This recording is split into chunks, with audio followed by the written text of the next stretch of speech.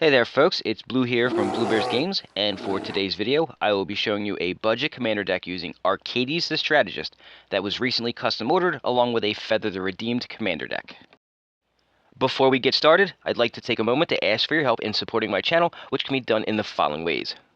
Subscribing to the channel, sharing any of my content on your socials, watching some of my many other videos, purchasing super thanks, purchasing channel memberships, purchasing decks that you may have seen on this channel directly from me on the Blue Bears Games Facebook page, and/or visiting our sponsor at arcane-fortress.com and using discount code BlueBear at checkout if you decide to purchase any of their amazing gaming supplies from them. Anything that you do will help support my channel immensely, and I thank you for it. Now that that is out of the way, let's get to today's video. So like I said, this deck was a custom-ordered commander deck using Strategist the Strategist as the commander. The budget that I was given was $100 for both decks combined, but not evenly split. The customer wanted the Strategist deck to be the more expensive deck, so $60 was the actual budget for this deck specifically. Before I show you the deck itself, let's take a look at Strategist real quick. Strategist is 1 blue, 1 white, 1 green, and 1 generic mana to cast for a 3/5 legendary Elder Dragon with flying, vigilance, and 2 other abilities that this deck's theme will be centered around. The first of those abilities says that whenever a creature you control with Defender enters, draw a card. The second of those abilities says that each creature you control with Defender assigns combat damage equal to its toughness rather than its power, and can attack as though it didn't have Defender. The obvious theme for the deck will be centered around creatures with Defender, but you're probably wondering how this theme can equate to a win. One way is through combat damage, but me being me, I also added a couple of other ways as well. What other ways, you may ask? Well, let me show you. I'll start with the lands like I always do, and I tried to get this to be as budget-friendly as possible for a 3-color mana base because it was a tight budget. So I'll start off with the Command Tower. It does fit the budget very well, and it's the only land in the format that just does what you needed to do as far as mana fixing. Then I tried to get a couple of the dual lands that are budget-friendly but don't come into play tapped, even if there's some caveats to it. So things like Prairie Stream. It has both land types, so it taps to add a white or blue, and then it enters the battlefield tapped unless you control 2 or more basic lands. And the way that I made this deck, because of the way I did the ramp, there's going to be a lot more basic lands than usual. Same thing with Canopy Vista. This is the green-white version. There is no blue-green version of that, so the best I could do was Vine Glimmer Snarl, because it can come into play untapped if you have one of the basic lands in your hand that you reveal. And again, I did put a lot of the basic lands in here. I like to mana fix a little bit more, but the way that I built this deck specifically, it's going to have a lot more basics. Secluded Courtyard. So it comes into play untapped. You choose a creature type. In this case, it will most likely be Wall, which is weird to say, but it will be Wall. You can tap it to add a mana of any color, but only spend it on creature spells of that type or the abilities of that creature type. And then Unclaimed Territory. It's a lesser version of the Courtyard. It doesn't do the abilities, it just says spells, but it comes into play untapped. I tried to get that theory as much as possible, not having things come into play tapped. Access Tunnel doesn't come into play tapped, like I was just talking about. Taps to only add a colorless, but it has an ability that lets a creature with power 3 or less not be able to be blocked, and most, if not all, the creatures, I think there may be 1 or 2, that have a higher power than 3, so this can basically make all things unblockable. And then Rogue's Passage, again, does make everything unblockable. Not everything. Can make anything unblockable in this deck. Reliquary Tower. It's actually quite important because the ability of Strategist here is whenever something with Defender enters the battlefield, you draw a card. And that's kind of important. You're going to get a lot of card draw, and you may end up having a lot of lands that you draw, so you can't play more stuff, and your hand is going to get well over 7. So I needed to fix the way so that you didn't have to discard any of those cards. Blighted Woodland doesn't come into play tapped. Taps to add a colorless, and then it has an ability where you can pay 4, tap and sack it to go search your library for up to 2 basic land cards, and put them on the battlefield tapped. That is important. A lot of the stuff that I use for ramp, it goes and gets basic lands and puts them into play, and that's why I have more basics in this deck than I usually do for a 3-color deck. Here's an example, Corrosion Verge. It enters tapped, unfortunately, but it does tap to add a colorless, and then you can pay 2, tap and sack it to go search your library for a forest card and a plains card and put it onto the battlefield, tapped. So plains and forest card means that you can go get the other stuff in here, like the Canopy Vista or the Prairie Stream, because it doesn't say basic plains or basic forest. Myriad Landscape, this does go get basic lands and puts them into play tapped for you. Has to be the same kind. And then, like I said just a moment ago, a lot of basic lands. So we're going to have plains, forests, and islands. And I believe it's like 8 or something like that. I don't remember the exact number off the top of my head, but I will have a link in the description of the video so you can see how many exactly. Moving on to the ramp section, this is going to look a little different than my normal budget builds. It's going to be a mix of 3 different types. We're going to start with Mana Rocks. The budget was a little bit higher than my normal $40 budget, so I could afford to put in things like a Soul Ring and an Arcane Signet. They were very needed. Then I have things like Rampant Growth, which goes and gets a basic land of any kind that you want and puts it onto the battlefield tapped for you. Cultivate goes and you can search for 2 lands. They have to be basic lands, which is, again, another reason why I have so many basics in the deck. Then I'm going to use things like walls that do what I want them to do for mana fixing. So things like Wall of Roots. It's a 2 to cast 05 with Defender, which almost every creature in this deck will have Defender. But once a turn, you can put a -0/-1 counter on it to add a green to your mana pool. Vine Trellis just is an 04 wall that taps to add a green. Sylvan Caryatid, same thing, only this one has hexproof, and it has 1 less toughness. Overgrown Battlement, so it's 2 to cast for an 04 with Defender that taps to add a green for each creature you control with Defender. And the amount of creatures with Defender in this deck are quite high, so this could actually provide a lot of mana. Axebane Guardian is a 3 to cast 03 with Defender that says tap to add X mana in any combination of colors to your mana pool, or X is the number of creatures with Defender you control. So now this can provide all 3 colors if you need it to. And then the last ramp style card will be Wildfield Scarecrow. So it's a 3 to cast 1/4 with Defender that you can pay 2 and sack it to go search your library for up to 2 basic land cards and put them in your hand. Now let's go over the creatures. This is where the meat of this deck is, and where this deck will start to come together in the strategy. So we'll start off with the colorless ones. It's Walking Bulwark is a 1 to cast 0/3 with Defender that has an ability that says for each 2 that you pay, until end of turn, target creature with Defender gains haste, can attack as though it didn't have Defender, and assigns combat damage equal to its toughness rather than its power, but you can only activate it as a sorcery. So this is kind of like a redundancy for your commander. If your commander gets focused on and removes a lot, you have other options. There are a bunch of different redundant things in this deck that will help you do exactly what Arcades allows you to do, minus the card draw part. That's the only difference between them all. Wall of Junk. This is actually a fun one. So it's a 2 to cast 0/7 wall that says when it blocks, you return it back to its owner's hand. Why is that good instead of a drawback? Because Arcades allows you to draw a card every time a creature with Defender enters play. So you can block with it, return to your hand, and play it again for a cheap 2. That's one of the cool things about the walls, quote-unquote walls, the creatures with Defender. Their casting cost to power and toughness is very unbalanced. So a 0/7 for 2 is really good, especially if you can make it so that it's dealing damage equal to its toughness rather than its power. So it's dealing 7 damage for 2 mana. That's pretty good. That's the general theory of this deck. So let's move on. Wall of Tanglecord is a 2 to cast 0/6 with Defender that you can pay a green and it will gain reach. Things like this are going to be in here often because I wanted redundancy to be able to stop flying creatures, because that was a weakness of a lot of decks that are creature-based.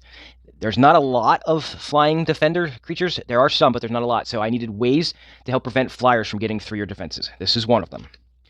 Crashing Drawbridge, just a 2 to cast 04 with Defender. This is an actual wall, but it has an ability that taps to give all creatures you control haste until end of turn for that really big surprise attack. Consulate Skygate, 2 to cast 04 with Defender and Reach. Skyclave Sentinel, a little bit different, so I'll go over this. It's a 3 to cast 2/3 with Kicker of 4, Flying, and Defender. And when it's kicked, it enters the battlefield with 2+1/+1 counters. So instead of it being a 2/3, it would be a 4/5. And then if it has a +1/+1 counter on it, it can attack as though it didn't have Defender. Shield Wall Sentinel is a 4 to cast 1/3 with Defender. It says when it enters the battlefield, you may search your library for a creature with Defender, reveal it, and put it into your hand. So it goes and gets whatever defending creature that you need at the time. Amaranthine Wall is a 4 to cast 06 with Defender that you can pay 2 and give it indestructible anytime you want. This is a personal pick. I've loved this card since I started playing because it's one of the original cards. It's Living Wall. It's a 4 to cast 06 with Defender that you can just pay 1 generic mana to regenerate it. Regenerate in Magic has been kind of eliminated because the rules of it are a little wonky, but I will put them up there so you can see exactly how they work. Next is Secret Door. This is kind of a way to win, all right? This is a 1 to cast 04 wall with Defender that has an ability that for each 5 you put into it, you can venture into the dungeon only as a sorcery. This is one of the, I think it's 4 or 5 ways that you're going to be able to win the game. And what I mean by that is venturing into the dungeon makes it so that you can choose one of the 3 dungeons that they've created for the game so far. My choice for what you're going to probably end up doing is Lost Mine of Phandelver. You have an option. When you venture into the dungeon, you go through the rooms. The reason why I'm saying to choose this one is because one of them here says each opponent loses a life and you gain a life. So there will be a way to do infinite mana, and it was accidental, but there's a way to do infinite mana. If you've got that out, or even if you've got not infinite mana, but walls that are in here that allow you to add a lot of mana to your mana pool, you can venture into the dungeon a bunch of times, and make everybody lose a life and gain a life. And also, I forgot to mention, on the end of that, the last part of that dungeon is to draw a card, which is very useful as well. So that's one way that this deck can win. I'm not saying it's going to happen a lot, but it is a possibility. The next two cards are going to be another way that you can win. They're very similar to each other with very small differences. So the first one is Doorkeeper. It's a 2 to cast 0/4 with Defender that says you can pay 3 and tap to have target player mill X cards, where X is equal to the number of creatures with Defender you control. The next card is Coral Colony, which does the same thing, only it's a 2 to cast instead of 3 to cast, and it's a 1/4. The ability is the same. Target player mills X cards, where X is equal to the number of creatures with Defender you control. So that's another way you're going to be able to do it. And I'm actually going to tell you that there's a way to untap these that I'll show you later, that with infinite mana and infinite ability to untap things, you may be able to mill the entire board as well. Next up is Wall of Tears. It's a 2 to cast 0/4 wall that when it blocks something, they have to return that creature to their hand. Ludovic's Test Subject is a 2 to cast 0/3 with Defender that has this ability on here that you can pay 2 into it to put a hatchling counter on it, and then when it has 5 or more counters on it, it transforms into this beastly 13/13 with Trample. This is kind of a fun card. This deck will be using combat damage as one of its main win cons, so having a 13/13 Trampler, kind of cool.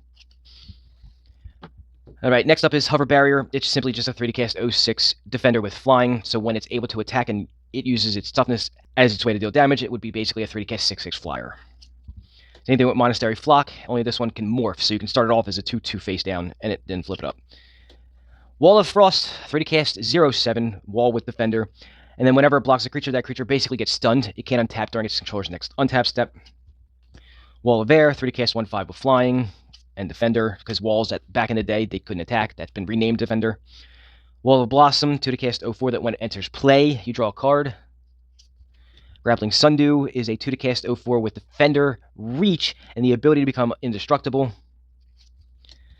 Angelic Wall, 2 to cast 0/4 with Flying, and obviously Defender. It's not written on the card, but it has Defender. Orator of Jutai.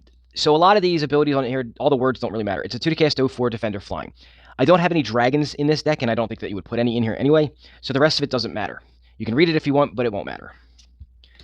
Stalwart Shield Bearers, 2 to cast 0/3 with Defender. It's not a wall. This one is a human soldier. It says other creatures you control with Defender get +0/+2. This is one of the few cards in the game that would be a quote-unquote lured for a deck like this, because it gives them a buff of +0/+2. Wall of Omens, 2 to cast 0/4, that when it enters play, draw a card. Wall of Resistance, 2 to cast 0/3 with Flying, and then whenever it takes damage, not just combat damage, but dealt any damage, you put a +0/+1 counter on it so it can get a bigger and bigger defense, or toughness, sorry.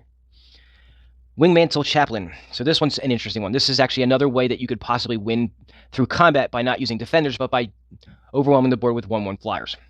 It's a 4 to cast 0/3 with Defender. This is not a wall, so it won't be affected by like the Courtyard. It says when it enters the battlefield, you create a 1/1 white bird creature token with Flying for each creature that you control with Defender. That could be a lot of birds. Then it gets even better. Anytime that you have a creature with Defender enter the battlefield, you also create a 1/1 flying bird token. And that's the reason why I included that I'm sending out with this deck a couple of 1/1 flying birds so that they can have that marked. So they have everything they need. Alright, Wall of Swords, just a 4 to cast 3/5 with Flying and Defender. Wall of Denial, one of the best walls in the game, I guess you could say. It is a 3 to cast 0/8 with Defender, Flying, and Shroud. Imagine that you can play this and then play Arcades next turn and attack for 8 flying that can't be targeted. It's actually not bad. And then the last creature that has Defender, because there are a couple that don't, is Jungle Barrier. It's just a 4 to cast 2/6 with Defender, and when it enters the battlefield, draw a card. I wanted a lot of things that helped you draw cards, because the more fuel you get into your hands, the more stuff you can do. So those are the defending creatures. They all have Defender. There are some creatures that don't have Defender, but they do advance the theme. Things like Tetsuko Umezawa Fugitive. A 2 to cast 1/3 that says creatures you control with a power or a toughness of 1 or less can't be blocked. This will make almost all of your walls or things with Defender unblockable, because they don't really have a high power at all. Most of them have a 0, so that should help. Triska Decaphile is actually a couple of things. It's a alternate win con, but it's also a utility card. It's a 2 to cast 1/3, and that's what makes it really funny, is it's a 1/3, so it has a higher toughness than power, so it actually works very well in this deck. But then it gives you no maximum hand size, which is really useful. And then it says at the beginning of your upkeep, if you have exactly 13 cards in your hand, you win the game, so it's an alternate just I win con. And then for 4, you can draw a card. And I told you, there is an infinite mana combo in this deck, so you would be able to draw up to 13 easily. Then we have Bedrock Tortoise. it is a 4 to cast 0/6 turtle that says as long as it's your turn, creatures you control have hexproof. And then each creature you control with a toughness greater than its power assigns combat damage equal to its toughness rather than its power. So it's a redundancy for what Arcades does. It doesn't allow them to attack, but it does make it so that their toughness is what's used for their damage dealing. And then the last creature is Charx, the Raging Isle. I put this in here as a personal choice. I thought it would be kind of funny. It's a 4 to cast 0/17. It has spells that your opponents cast that target Charx, cost 2 more to cast. Basically, that is quasi ward 2. And then for 3, you can have Charx gain plus X minus X until end of turn, where X is the number of islands you control, which you will probably never use. Because an 0/17 that it can deal its damage equal to its toughness rather than its power means that this is a 17/17. It's just a funny card. I liked it. I thought it would be really funny to beat somebody with Charx just because it has 17 toughness for 4 mana. Pretty good. Next, I'm going to show you the instants and sorceries for the deck. Most of them are going to be removal, and 2 of them are going to be ways to win with. And I'll show you what I mean by that in a second. So, start with removal. Swords to Plowshares, we know what that does. And then Path to Exile. Just basic spot removal for creatures. Bovine Intervention, so it's 2 to cast for an instant that destroys an artifact or creature, and its controller creates a 2/2 Ox creature token. I'm not worried about giving my opponent anything that's on the ground that has low power and toughness, because the walls in this deck, they're at least a 4 toughness, if not higher, so it's not really that big of a deal. Atrax's Fall, one of the better green removal spells in the game now. It's 2 to cast for a sorcery that says destroy target artifact, battle, enchantment, or creature with flying. There's 4 choices there, and all of them are good to be able to remove. Return to Nature, it's an instant version of Atrax's Battle, and only gets rid of an artifact, an enchantment, or it exiles a card from a graveyard. Generous Gift, 3 to cast instant that destroys target permanent. This is important. This can destroy land. This can destroy anything that's a permanent on the board. The caveat is it gives the controller of that permanent a 3/3 green elephant creature token, but again, just like the Bovine Intervention, it doesn't really matter because the toughness of your creatures is higher. Which is why I doubled up and also added in a Beast Within, which does exactly the same thing but for green. Slaughter the Strong, this is actually a key card in this deck. It's a 3 to cast sorcery that says each player chooses any number of creatures that they control with a total power of 4 or less, then sacrifices all the rest. Most of the creatures in this deck have 0 power, so it's almost like a one-sided board wipe. Really key for this deck. Bramble Crush, it's a 4 to cast sorcery that destroys a non-creature permanent, so again, this can hit lands, it can hit planeswalkers, it can hit anything but a creature. Dusk to Dawn, so it starts off where you can play it as Dusk. It's 4 to cast, destroys all creature with power 3 or greater. I'll reiterate, most of the creatures here have a power 3 less. The caveat here is that Arcades has a power of 3, so you may end up having to recast Arcades, but that's just small potatoes for the rest of the board being wiped. And then, in your graveyard, you can cast Dawn, because of the Aftermath, so for 5, you will return all creature cards with power 2 or less from your graveyard to your hand. So that would get you almost everything back. You recast Arcades if it's not on the battlefield, and then you start drawing a lot of cards, and you start all over again. You can recover very quickly. And then the last part of this section of instants and sorceries is Fell the Mighty. It is 5 to cast and says destroy all creatures with power greater than target creature's power. So you choose a creature on your side, and then anything that has a higher power will be destroyed. Most likely you'll choose one of your walls that has a 0 power, and then everything 1 or greater dies. The next 2 cards are going to be, it's not really a win con, it's a way to help you win more. So think of it like these are the Crater Hoof and the Triumph of the Hordes and overruns of the deck. Only they're cheap because nobody plays these because they're not really technically supposed to work that way. First up is the better of the 2. It's Tower Defense. It's a 2 to cast instant that says creatures you control get +0/+5 until end of turn. In a deck where its toughness matters, giving +0/+5 to all of your creatures for 2 mana at instant speed, that could be a game winner. Same thing with Bar the Door. It's a lesser version of Tower Defense, but it's still redundancy for it. It's a 3 to cast instant that gives creatures you control +0/+4 until end of turn. So it's one of those things where you swing into your opponent with all of your defenders, and then you surprise them with they all get +0/+4 or +0/+5, and then they're overwhelmed, and then they don't have enough health to survive. Moving on to the enchantments, there are not a lot of them, but what there are important. Start off with Primal Rage, 2 to cast, and it's an enchantment that gives all of your creatures trample. It's quite important because the toughnesses of your creatures are very high, and because they assign damage equal to their toughness, when you do get to attack with them, they'll all have trample, and it's a lot of damage that can get through. Assault Formation is redundancy for Arcades, but with a much bigger upside on some things. It's a 2 to cast enchantment that says each creature you control assigns damage equal to its toughness rather than its power, which is redundant for Arcades. Then you have to pay a green to have target creature with defender be able to attack. But then it has on here, for 3, creatures you control get +0/+1 until end of turn. When you combine that with Primal Rage, and you have infinite mana on the board, you basically can trample over all of your opponents. Brave the Sands is a 2 to cast enchantment that gives all of your creatures vigilance, so now they can attack and block when you need them to. And then it says each creature you control can block an additional creature each combat. So now those big toughnesses can block additional creatures, and things like the blue wall that returns things back to their owner's hands, that could be pretty useful with the ability to block more than one creature. The last enchantment is High Alert. This one's one of the most important cards in the deck. It enables a bunch of different things. So it's 3 to cast. It says each creature you control assigns combat damage equal to its toughness rather than its power, so redundancy for Arcades. It says creatures you control can attack as though they didn't have Defender, so again, more redundancy with Arcades. But then it has this final ability. For 4, which is 1 blue, 1 white, and 2 of any, you can untap target creature. Like I said, there's ways for infinite mana. This is one of the ways to do it. I'll explain it all a little bit later, but first, let's move on to the Planeswalkers. We'll start off by showing you Teo, the Shield Mage. 3 to cast, comes into play with 5 loyalty counters. It gives you hexproof, and then it doesn't have any add loyalty abilities. It only has take away loyalty abilities.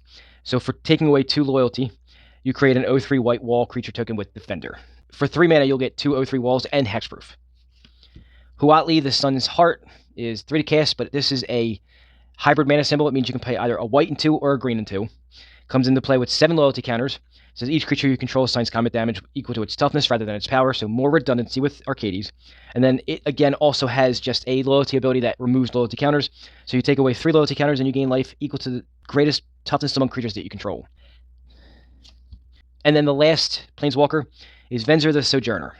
5 mana to cast, comes into play with 3 loyalty counters. This one actually has abilities that add loyalty counters and takes away. So the first one gives 1 loyalty counter back.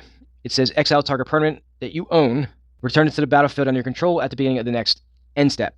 This is synergistic with Arcades because you can actually, so it's not really called blink, but we'll call it blink. You can blink or flicker one of your walls, and then it comes back into play, and Arcades will trigger, and you will be able to draw a card. A -1 ability that says creatures are unblockable this turn, so that's actually pretty good for the combat side of this deck. And then the ultimate is for taking 8 loyalty counters off of it, you get an emblem with whenever you cast a spell, exile target permanent. Any permanent. Doesn't matter what it is. It could be land destruction at that point. It could be anything.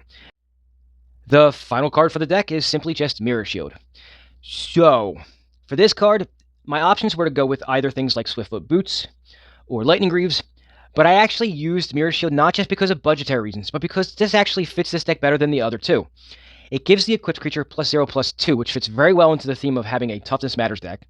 And then it gives the thing hexproof. So you can put this on anything that you want to keep from being targeted.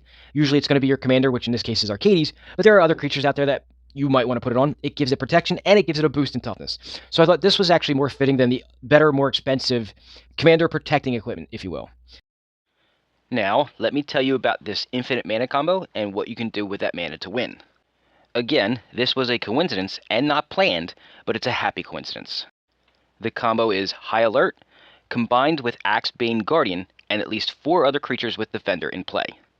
This combo is pretty straightforward, but just in case you don't see how it works, let me explain.